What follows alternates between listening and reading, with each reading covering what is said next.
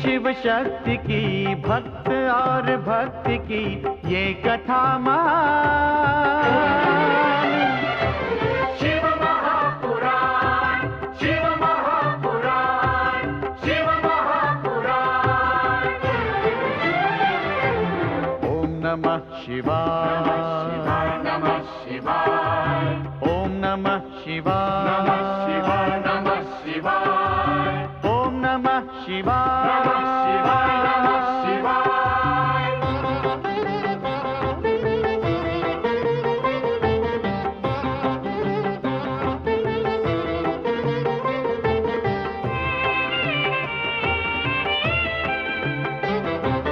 आशुतोष नीलकंठ शंभु अविनाशी, गंगाधर महादेव जो है कैलाशी। आशुतोष नीलकंठ शंभु अविनाशी, गंगाधर महादेव जो है कैलाशी। शिव का बस नाम ही, भक्ति और ध्यान ही कर दे कल्याण। शिव महापुराण, शिव महापुराण, शिव महापुराण। ओम नमः शिवाय, नमः शिवाय, नमः शिवाय, ओम नमः शिवाय, नमः शिवाय, नमः शिवाय, ओम नमः शिवाय, नमः शिवाय, नमः शिवाय। शिव महापुराण, शिव महापुराण, शिव महापुराण, शिव महापुराण, शिव महापुराण।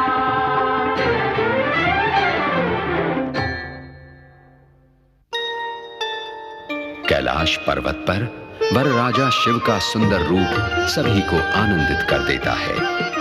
उन्हें समारोह पूर्वक वर यात्रा के लिए प्रस्तुत किया जाता है और फिर शिव बारात आकाश मार्ग से दक्ष प्रासाद की ओर प्रस्थित होती है। वैदिक विधि के अनुसार ब्रह्मदेव के पौरोहित्य में शिव सती का शुभ विवाह संपन्न होता है। आशीर्वादों तथा शुभकामनाओं के स्वर लग्न मंडप में गूंज उठते हैं। तत्पश्चात वरवधू शिव सती को कोहबर में लाया जाता है। बेटी, आज हमने माता पिता का कर्तव्य पूर्ण किया। अब तुम भगवान शिव शंकर की धर्म पत्नी का महान आदर्श प्रस्तुत करो। यह हमारी कामना है। तुम्हारी पति सेवा समस्त नारी समुदाय के लिए प्रेरणा बने, यही हमारा आशीर्वाद है।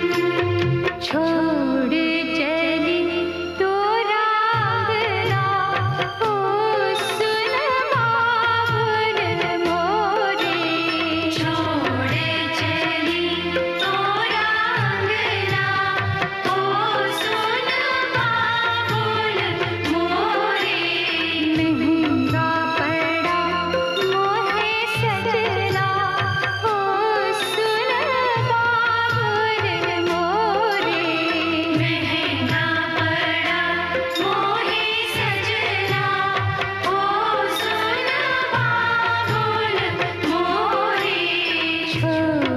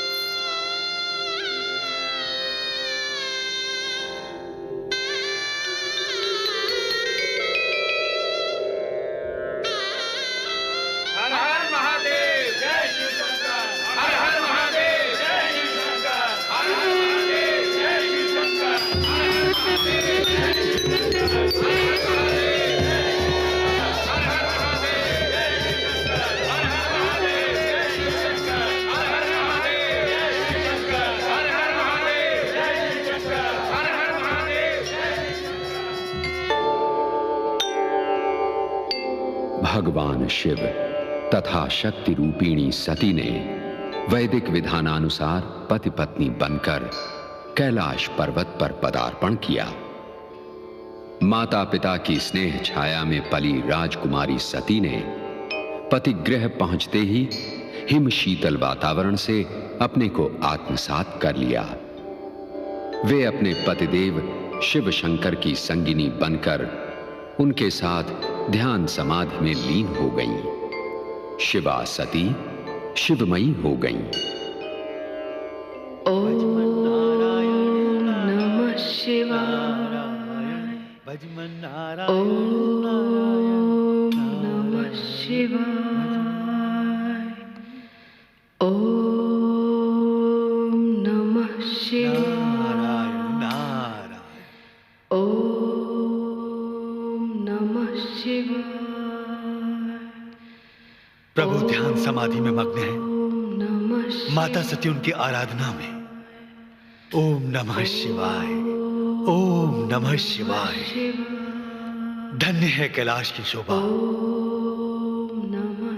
किंतु नारद, ऐसे में प्रभु का ध्यान भंग करना उचित नहीं होगा।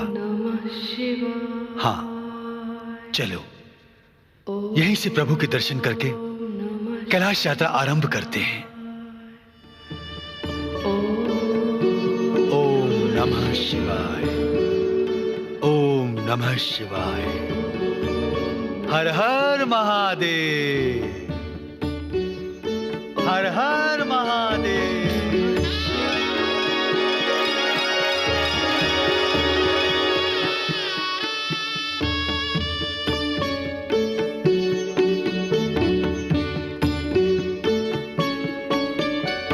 आज्ञा हो तो एक प्रश्न पूछूं?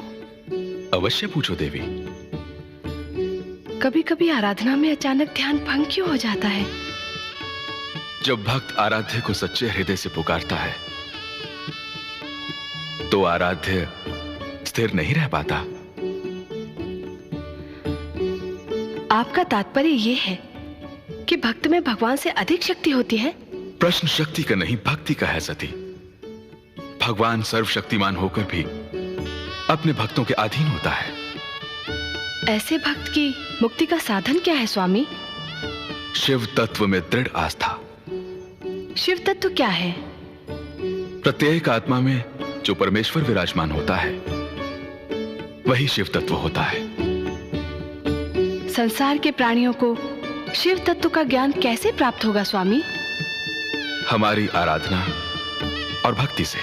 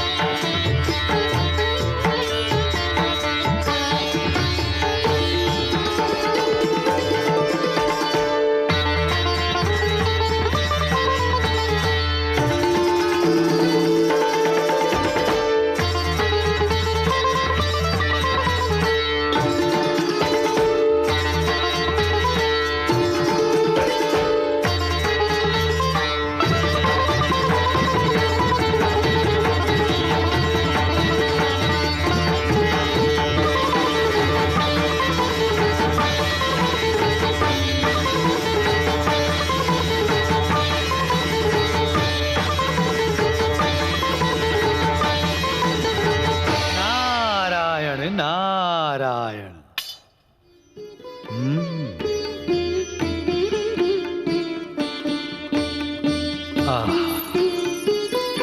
सुंदर, अति सुंदर। नारायण नारायण। प्रणाम देवर्षि। आयुष्मान। स्वर्ग लोक में आपका आगमन हमारे लिए आनंद की बात है मुनिवर। पधारिए। देवराज इंद्र, इंद्राणी शची, आपके स्वर्गलोक की तो शोभा ही निराली है। आहा, सुंदर, अति सुंदर, प्रतिक्षण नृत्य संगीत का आनंद। ये सुख और कहां। आज्ञा हो तो बुलाऊं चित्रांगना अप्सराओं को। आपकी इच्छा तृप्ति नहीं हुई देवी शची? उन्हें तो मैं आपके लिए बुलाना चाहती हूँ मुनिवर। आप इन नृत्य और संगीत का आनंद लीजिए। नारायण नारायण। देवी शची, आंखों का आनंद तो क्षणिक दृष्टि भ्रम होता है, वास्तविक आनंद तो मन की अनुभूति में होता है।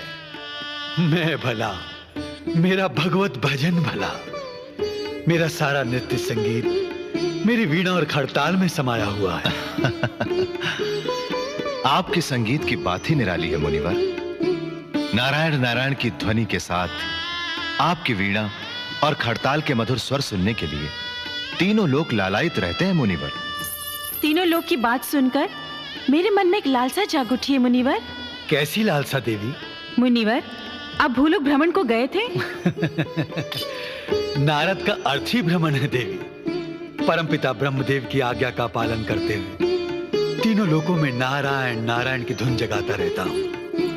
किंतु भूलोक से आपका विशेष तात्पर्य कुछ समझ में नहीं आया।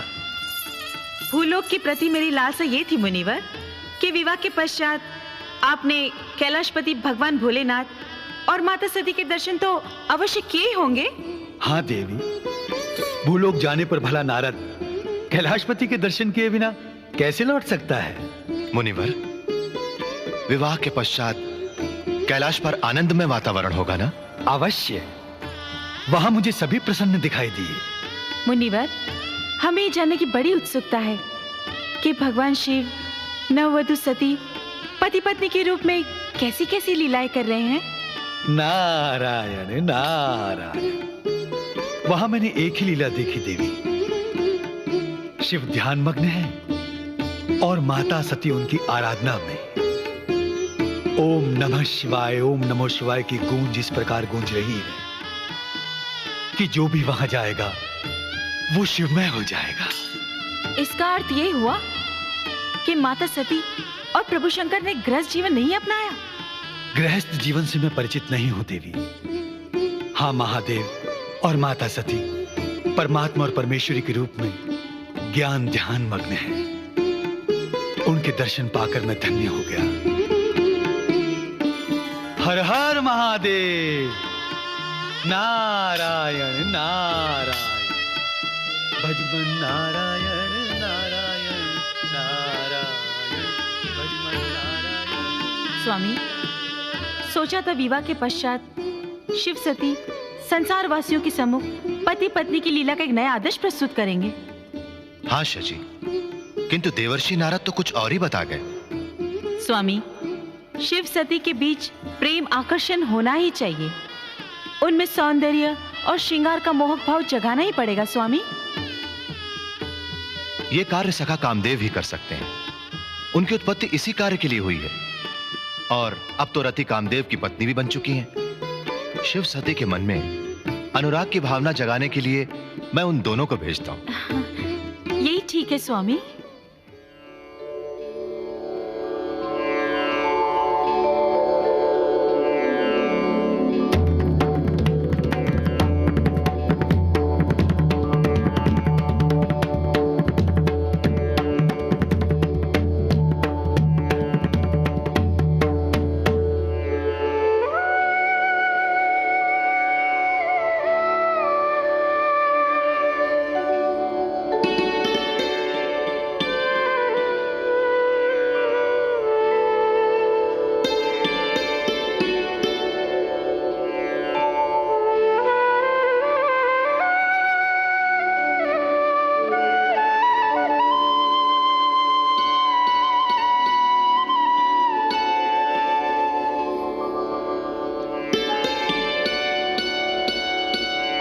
स्वामी, आपके सखा कामदेव बड़े भाग्यशाली हैं। कितनी सुंदर जोड़ी है रति कामदेव की। देवी शची, विधाता ने जिस उद्देश्य के लिए कामदेव की उत्पत्ति की है, उसकी पूर्ति के लिए कामदेव की जीवन संगिनी का सुंदर होना अत्यंत आवश्यक था।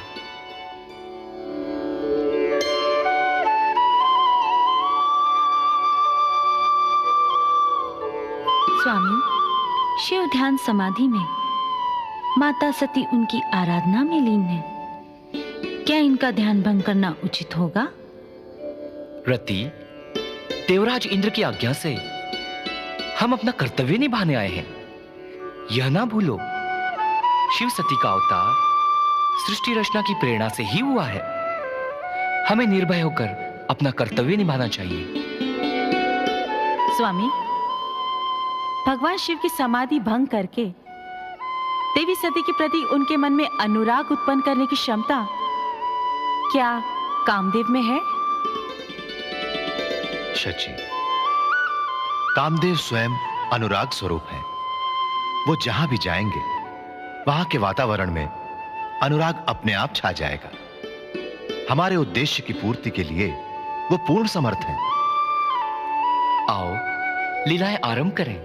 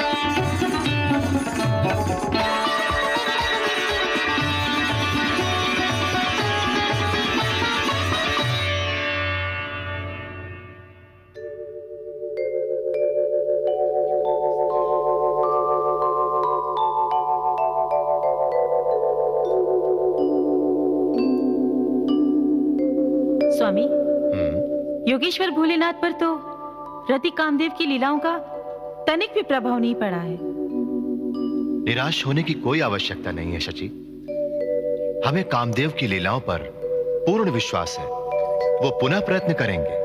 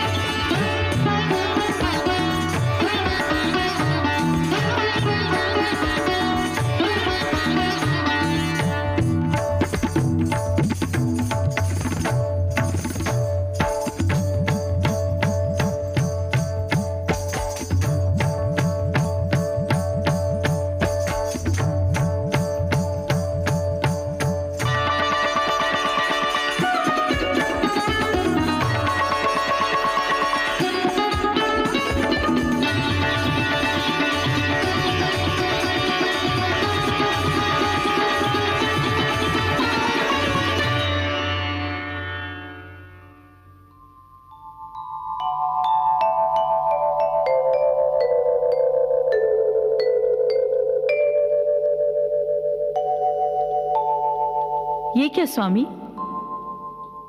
कामदेव के नृत्य लीला समाप्त होने पर भी भोलेनाथ की समाधि भंग नहीं हुई।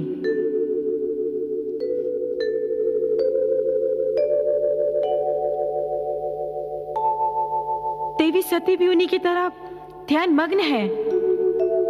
रति, हमारी लीलाओं का शिव सती पर कोई प्रभाव नहीं हुआ।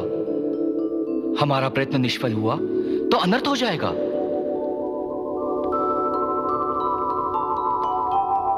अंतिम प्रयत्न कीजिए स्वामी।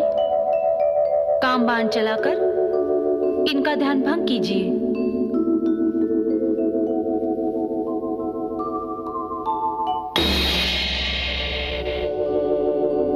देखो शची, कामदेव अपने अंतिम प्रयास के लिए तत्पर है।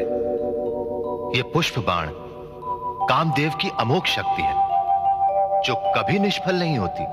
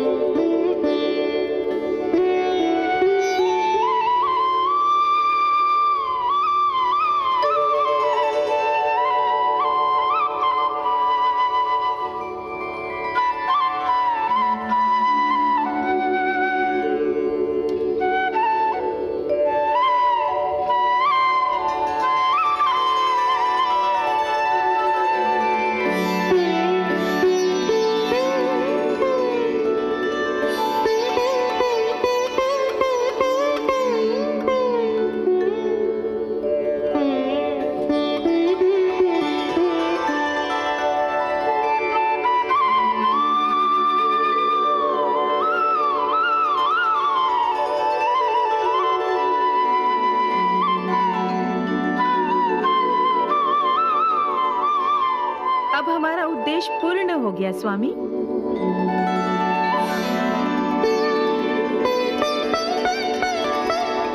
हमारा प्रयास सफल हुआ स्वामी।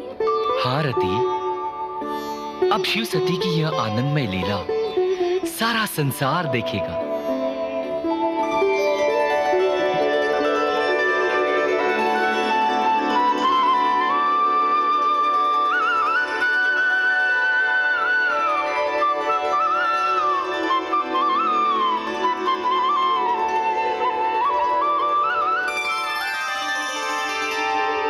नारायण नारायण।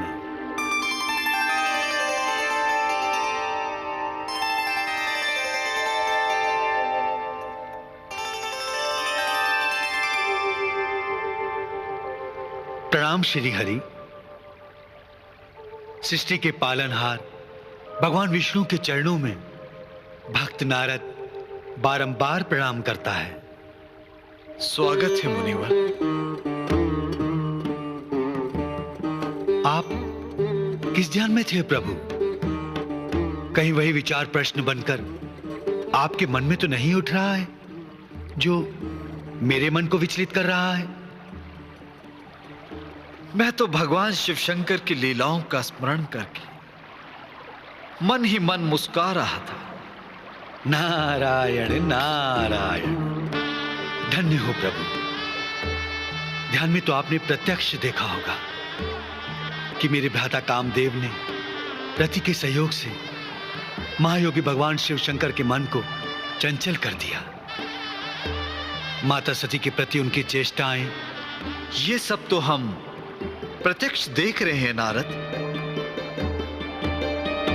परंतु इसमें आश्चर्य की कौन सी बात है?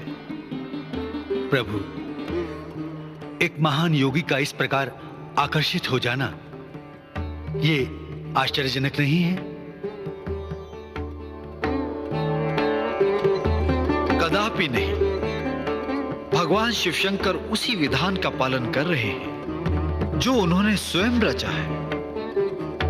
प्रभु, योगियों की योगेश्वर महायोगी भगवान रुद्र रूप लेकर इसलिए प्रकट हुए हैं कि संसारवासी उनसे प्रेरणा पाकर धर्म ध्यान में लगे रहें, आदर्श नीति नियमों का पालन करें। नारद, ये कहकर तुम उन सब घटनाओं की उपेक्षा कर रहे हो जो इस मनवंतर के प्रारंभ में हो चुकी हैं। तुम भी उन सब के प्रत्यक्ष साक्षी हो।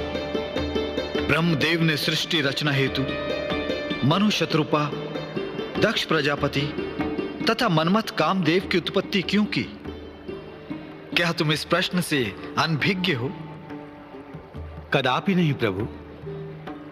मानवीय सृष्टि के पश्चात ब्रह्मदेव ने शक्ति को नारी रूप में अवतरित होने हेतु दक्ष प्रजापति को तपस्या करने के लिए प्रेरित किया।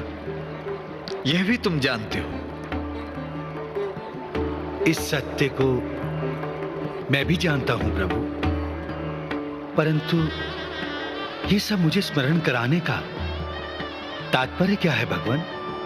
नारद, तुम्हारे मन में उठे प्रश्नों का समाधान करने के लिए इन बातों का स्मरण कराना अति आवश्यक है। अर्थात आप ये कहना चाहते हैं प्रभु कि शक्ति के नारी रूप में अवतरित होने का उद्देश्य भगवान शिवशंकर की सहचरी बनना था? नहीं नारद, शक्ति तो सदा शिव की सहचरी है। शिव शंकर की समस्त लीलाओं में समान रूप से सहभागी है, किंतु नर नारी के बीच एक दूसरे के प्रति आकर्षण जगाए बिना प्रजोत्पत्ति का उद्देश्य पूर्ण नहीं हो सकता। इसलिए शिव शंकर ने विवाह करके गृहस्थ धर्म अंगीकार किया। नारायण नारायण, अब समझ में आया भगवान शिव शंकर की इस लीला का प्रयोजन। भगवान शिव की प्रत्येक लीला का कोई ना कोई प्रयोजन अवश्य होता है नारद। उनके निर्माण में संहार तथा संहार में निर्माण अंतर्निहित है। भगवान शिव की लीलाओं को समझना मुझ जैसे प्राणी की समझ से परे है प्रभु। भगवान शिव की महानता के प्रति मैं सदा ही नतमस्तक हूं। नारद, आज मैं शिवलीला का वो रहस्य तुम्हें बताने जा रहा हूं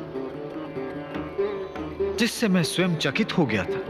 नारायण नारायण, आप चकित हो गए थे प्रभु?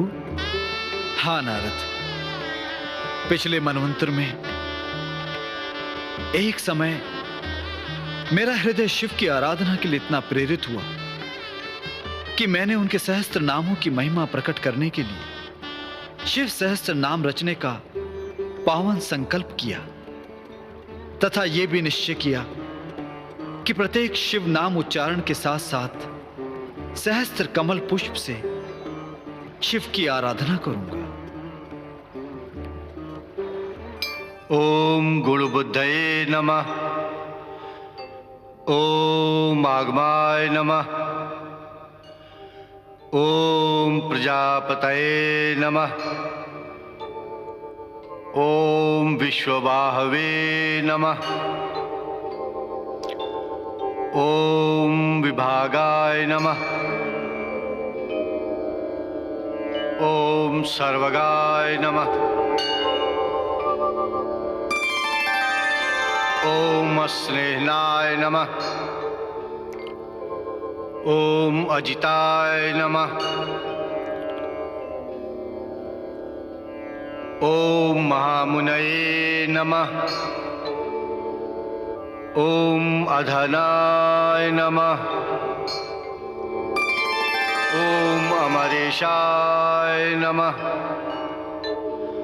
ओम महादेवाय नमः। ओम विश्वदेवाय नमः। ओम महाहर्षाय नमः। ओम वैद्याय नमः। ओम विराजाय नमः। ओम नीरजाय नमः। ओम अमराय नमः। ओम ईड्याय नमः। ओम सिद्धार्थाय नमः। ओम सिद्धभूतार्थाय नमः। ओम अचिंतयाय नमः। ओम सत्यव्रताय नमः। ओम शुचये नमः। ओम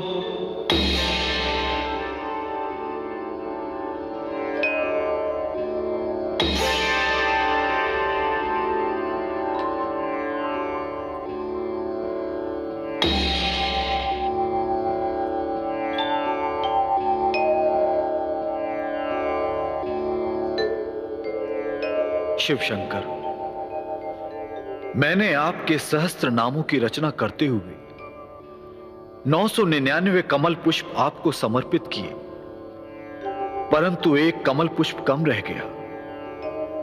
मैं तो आपके लिए 1 सहस्त्र कमल पुष्प चुनकर लाया था। ये सब कैसे हुआ, क्यों हुआ? अब मैं क्या करूं महेश्वर? आप तो जानते हैं महादेव, मैंने अखंड शिव आराधना का संकल्प किया है। शिव सहस्त्र नाम सहित 1 सहस्त्र कमल पुष्प समर्पित किए बिना मैं यहां से उठ नहीं सकता। अब मेरा संकल्प पूर्ण नहीं होगा।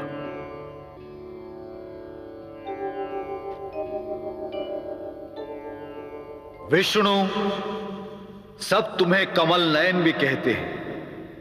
अपना एक नेत्र निकालकर शिव शंकर को समर्पित करके अपना संकल्प पूर्ण करो।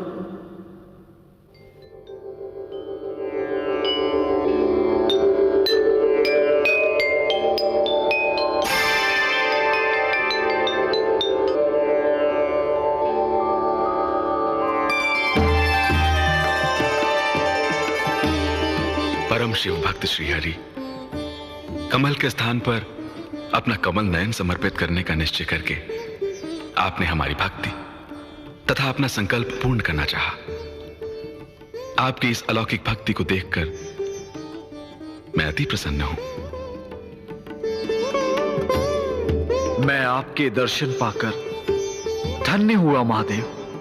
विष्णुदेव, इस तथ्य से तो आप भली भांति परिचित हैं कि ब्रह्मा, विष्णु तथा महेश सृष्टि रचना, पालन एवं संहार का दायित्व निभाते हैं। ये परस्पर एक दूसरे के पूरक हैं विष्णुदेव। रचना में पालन तथा पालन में संहार निहित है। सृष्टि पालन का दायित्व आप पर है विष्णुदेव। यह आप की कृपा से संभव होता है महेश्वर। विष्णुदेव, जो पालक होता है उसी पर रक्षा का भार भी होता है। उसके पास संहारक शक्ति भी होनी चाहिए ताकि वह दुष्ट तत्वों को दंड दे सके। अवश्य महादेव, परंतु मैं इसका तात्पर्य नहीं समझा। विष्णुदेव, आपके पास धर्मनाद के लिए शंख, भक्ति भावना जगाने के लिए कमल तथा दंड देने के लिए गदा भी है, परंतु दुष्ट तत्वों का संहार करने के लिए केवल गदा ही पर्याप्त नहीं है। अतः मैं आपको संहारक शस्त्र के रूप में सुदर्शन चक्र प्रदान करता हूं। विष्णुदेव, आज से यह सुदर्शन चक्र आपके स्वरूप का एक अभिन्न अंग होगा। मैं कृतार्थ हुआ महादेव।